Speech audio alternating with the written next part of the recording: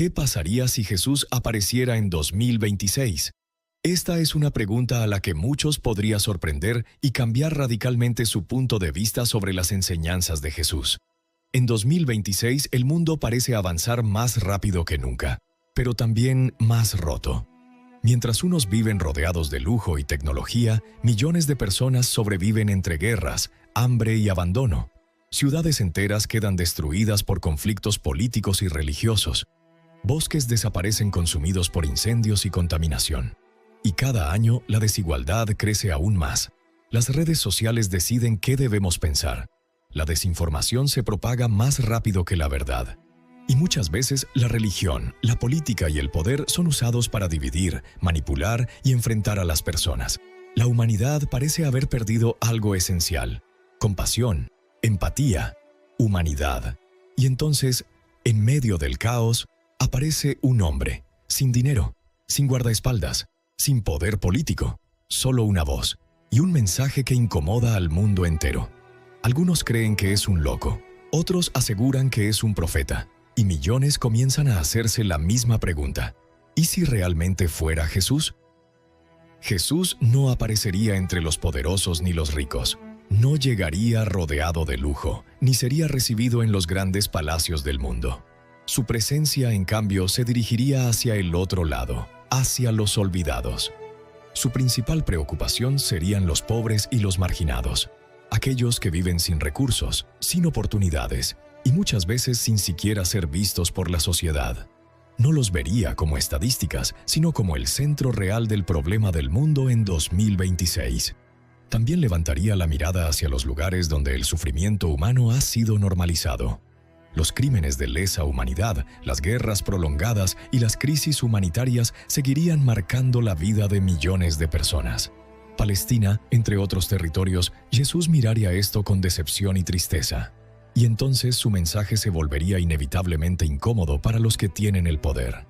Miraría a las grandes élites mundiales, a quienes controlan economías, recursos y decisiones que afectan a todos, y no guardaría silencio.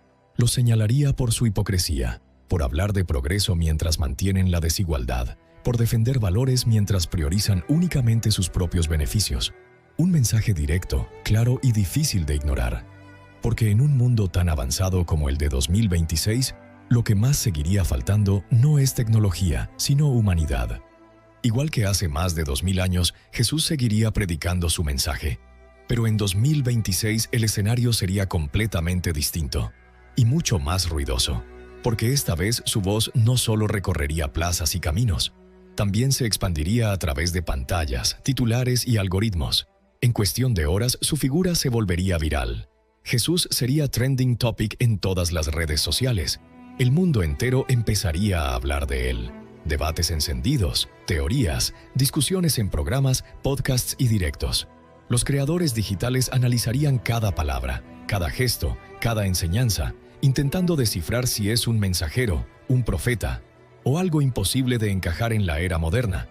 Pero en medio de todo ese ruido, él no buscaría fama, ni atención, ni seguidores. Seguiría haciendo lo mismo de siempre: caminar entre los olvidados, hablar por los que no tienen voz y defender a las clases más vulnerables. Su mensaje no cambiaría para adaptarse al mundo digital. Sería el mundo digital el que tendría que enfrentarse a su mensaje. Y mientras algunos lo convierten en tendencia, otros lo convierten en debate y otros en polémica, él seguiría hablando de lo esencial: dignidad, justicia y humanidad. Con todas las cámaras apuntando hacia él y los focos del mundo entero siguiéndolo a cada paso, Jesús no cambiaría su rumbo. Su mensaje seguiría siendo el mismo, directo e incómodo. Continuaría criticando a los poderosos, a los sistemas que concentran riqueza mientras millones siguen viviendo en la pobreza. En su recorrido llegaría también a instituciones religiosas, incluido el Vaticano. Allí, donde muchos esperarían reverencia, lo que habría sería silencio, pero no un silencio de respeto, sino de confrontación. Jesús observaría con decepción cómo parte de la institución que predica su nombre está rodeada de riqueza, lujos y símbolos de poder, y no evitaría señalarlo. No le temblaría el pulso al dirigirse incluso a sacerdotes y figuras influyentes, cuestionando su distancia con el sufrimiento humano, su falta de compromiso real con los más necesitados y la contradicción entre el mensaje que predican y la forma en la que viven. Sería una crítica directa a la hipocresía, no como ataque, sino como llamado incómodo a la coherencia. Y después de eso, no se quedaría en los palacios ni en los templos. Volvería a lo de siempre: escuchar a los necesitados, estar con los olvidados y seguir caminando donde el mundo casi nunca mira. Con el paso de las semanas, la figura de Jesús se volvería cada vez más incómoda para los poderosos del mundo. No porque buscara el conflicto, ni porque intentara desafiar sistemas por ambición, sino precisamente por lo contrario, porque su mensaje era demasiado claro, demasiado directo y demasiado difícil de ignorar. Cada vez que hablaba de los pobres, de los marginados y de los olvidados, algo se movía en la estructura del poder, porque no lo hacía desde la teoría, sino desde la realidad más cruda. Y eso lo convertía en una figura imposible de encajar en el relato oficial del mundo moderno. Algunos lo llamaban profeta, otros agitador, otros simplemente un fenómeno social inexplicable. Pero para las élites políticas y económicas se estaba convirtiendo en un problema que no se podía comprar, ni silenciar con propaganda, ni controlar con narrativa. La tensión crecía. Sus discursos eran analizados, reinterpretados, discutidos en parlamentos, en despachos y en grandes foros internacionales. Y cuanto más intentaban desacreditarlo, más atención generaba. Hasta que el punto de ruptura llegó. Primero fueron las presiones, luego las advertencias, después las restricciones.